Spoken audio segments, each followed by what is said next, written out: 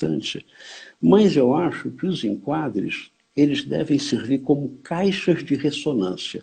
Tudo que chega numa sessão de análise, seja presencial, seja remota, ela precisa ser amplificada, ela precisa ser registrada, ela precisa ressoar. Ela precisa ressoar e ser ouvida pelo analista, é claro, que é instruído para escutar, mas é também para ser escutado pelo paciente. Ou seja, é uma caixa de ressonância muito importante. E dentro dessa caixa de ressonância, que é o enquadre, há uma outra função, que é de permitir que os processos de simbolização se desenvolvam. Tem um psicanalista do Rio Grande do Sul, chamado Raul Hartwig, que sugeriu uma ideia muito bacana. Ele fala que os enquadres psicanalíticos são incubadoras de símbolos. Ou seja, quando se entra no enquadre psicanalítico, se inicia um trabalho psíquico importante no rumo da representação, da simbolização. Não é? Não apenas para compreender, mas para criar redes, digamos, associativas capazes de lidar, de transformar, de metabolizar as experiências emocionais. Então, é muito importante, para além da questão da proteção, essa função de ressonância e de incubadora de símbolos, não é? De processos de simbolização. Ou então, para usar também um outro termo do próprio André Guim, dizendo que o enquadre psicanalítico tem uma função metaforizante.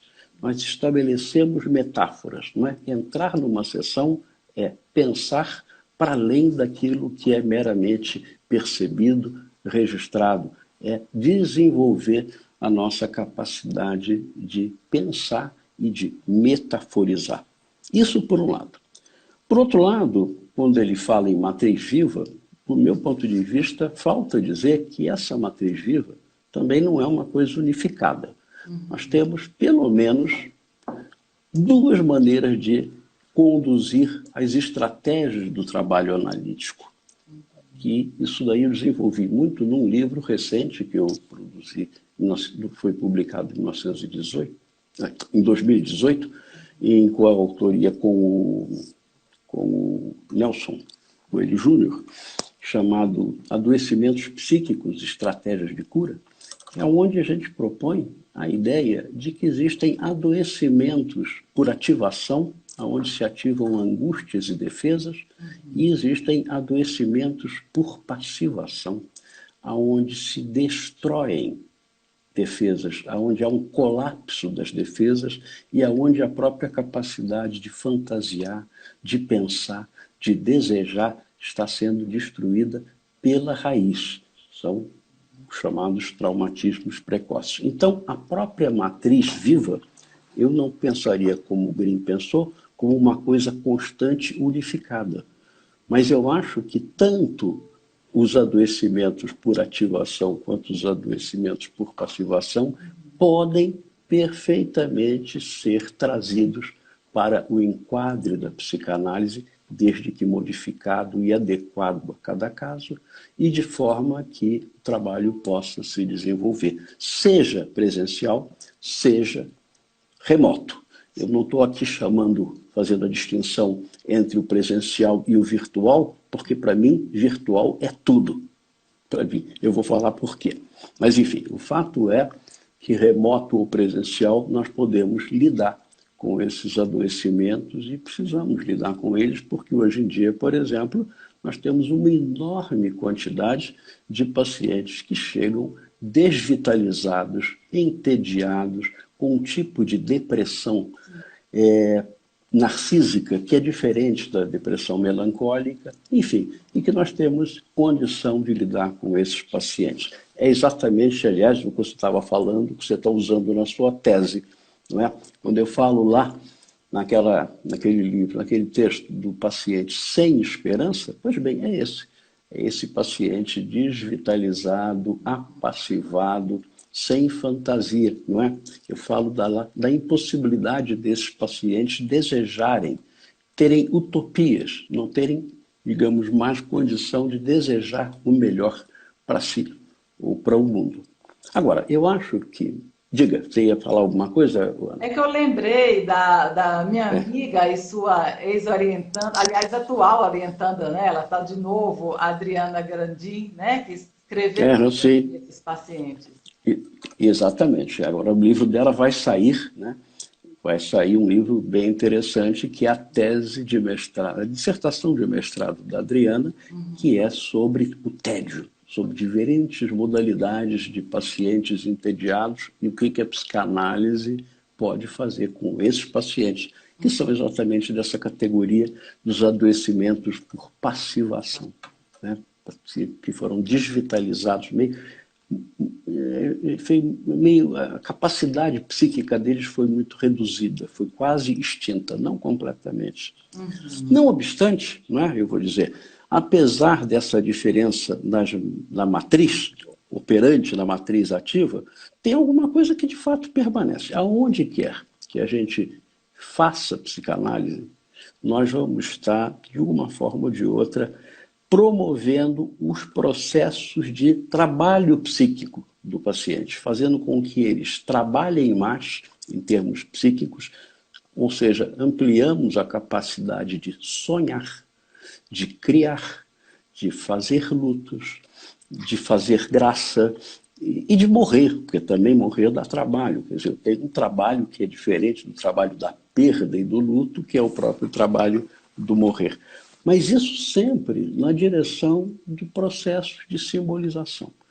Não é? Eu acho que essa é a grande questão da psicanálise. Como instalar capacidade ou ampliar a capacidade de simbolização, de representar e simbolizar suas experiências emocionais para que elas sejam transformadas em alimentos psíquicos, para que elas possam ser usadas para nos fortalecer, para nos enriquecer, para tornar a nossa vida melhor, mais interessante, não é? Ao invés de serem corpos estranhos a serem dejetados, a serem destruídos, porque senão tem um caráter intoxicante. Você ia me perguntar alguma coisa? Não, é que você Ou está não? falando e estou aqui É, associando. Você está falando o oposto do trauma, né? É uma possibilidade exato. de não traumatizar, vamos dizer assim.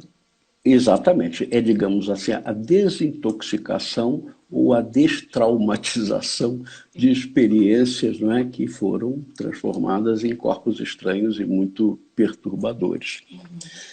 Pois bem, uma outra distinção que é importante a partir dessa ideia de que há o estojo e há a constante, a matriz ativa, é de que para que a gente consiga manter os estojos, né? Porque não é um estojo apenas, eu falei, são várias possibilidades de estojos de proteção, de ressonância, de simbolização, para que isso daí possa ser instalado, às vezes em condições muito difíceis, muito diferentes, muito adversas, digamos, né?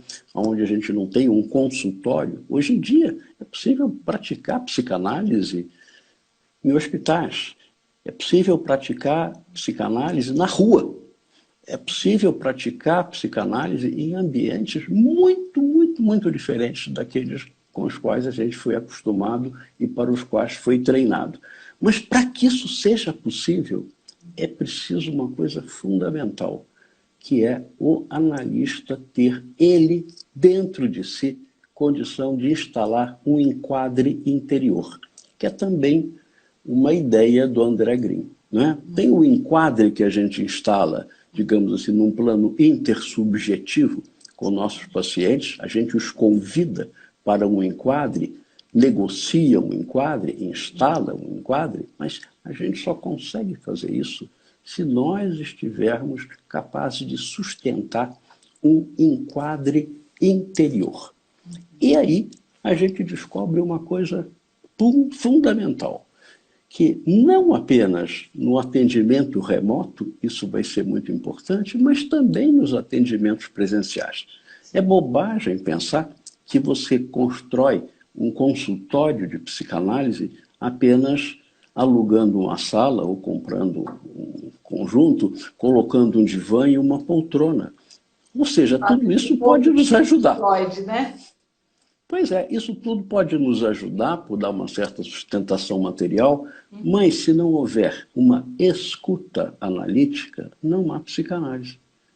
A psicanálise, ela depende fundamentalmente do analista manter um enquadre interior, ou seja, uma disposição de mente em que ele possa exercer a sua escuta flutuante, aonde possa ser também convidado o paciente a fazer a sua parte, ou seja, a associação livre, seja presencial, seja remoto, é preciso que isso aconteça. Se isso não acontece, não adianta divã, não adianta poltrona, não adianta paredes do consultório, porque não vai haver psicanálise. Então, por isso é que eu digo, psicanálise depende de alguma coisa que é virtual. A escuta do analista. É isso que instala a própria situação analítica. É a partir daí que nós podemos convidar alguém a falar tudo que lhe vem à cabeça, a falar, a silenciar, a contar sonhos. Ou seja, aonde não há escuta analítica, também não pode haver, de forma nenhuma, um enquadre intersubjetivo onde a análise vai ser praticada e onde alguém vai ser convidado a, digamos, se deitar num divã ou ficar numa poltrona, enfim, fazendo tudo aquilo que nós precisamos que aconteça para que o nosso trabalho também possa acontecer. Você ia perguntar alguma coisa? Você ia querer comentar alguma coisa? A sintonia aqui tá boa entre nós, hein? Aparentemente, né? Aparentemente. O senhor falou da escuta, né, que é a principal ferramenta, a virtualidade, que me parece que está assentada nessa escuta flutuante, né? Pois é, exatamente. Então, por isso é que eu falo, Ana, que o enquadre é sempre virtual, pois ele depende dessa nossa disposição de mente, dessa nossa capacidade de escuta e de pensamento psicanalítico, para podermos ter um acesso a dimensões inconscientes do que se passa entre nós e nossos pacientes, porque é disso que se trata. Não é? Mais do que ouvir histórias, nós estamos atentos àquilo que se passa entre nós e nossos pacientes e, principalmente, à dimensão inconsciente desses processos, desses fenômenos. Ou seja, isso daí é sempre um enquadre virtual, dependendo dessa disposição de mente nossa e, do outro lado, da disposição de mente para a qual nós convidamos os pacientes, que é correlativa à nossa atenção flutuante, que é a livre associação. Não é? Mas a livre associação, ela vai ser um convite permanente. Ela não se instala de uma vez por todas. Ela é um convite permanente na medida em que nós sustentamos a nossa atenção flutuante. É isso daí que precisa. Bom, quanto à questão do atendimento remoto, como você sabe, eu tinha comentado naquelas aulas lá, eu faço isso há muito tempo. Eu estava me lembrando que eu comecei a fazer um atendimento remoto de uma paciente que já estava comigo há alguns anos e que passou alguns anos na Itália. Ela teve que acompanhar o marido, que foi trabalhar na Itália. Isso foi em 2007. Em 2007, eu fazia o atendimento e, a partir daí, tive oportunidade de atender gente em vários lugares da Europa, nos Estados Unidos, em outros lugares do Brasil. Em geral, eu atendia nessa época pelo Skype. Hoje em dia, eu uso outras plataformas, mas, enfim, o Skype continua funcionando. Mas o que acontecia? Não era muito complicado, porque eram pessoas que estavam em análise, que já estavam em análise há algum tempo, já há alguns anos, em alguns casos, e que pediam para continuar fazendo sessões comigo, ainda que já não tivessem mais podendo vir ao consultório por uma razão ou por outra. Também comecei a atender pessoas, por exemplo, que tinham filhos, mulheres que tinham filhos e passavam um período, enfim, sem poder vir ao consultório, e aí também eu fazia o atendimento remoto. De qualquer maneira, eu acho que é uma grande diferença entre esse atendimento remoto que eu fazia a pedido das pessoas. E que era um caso ou outro, então era uma sessão ou outra, ao longo da semana, sei lá.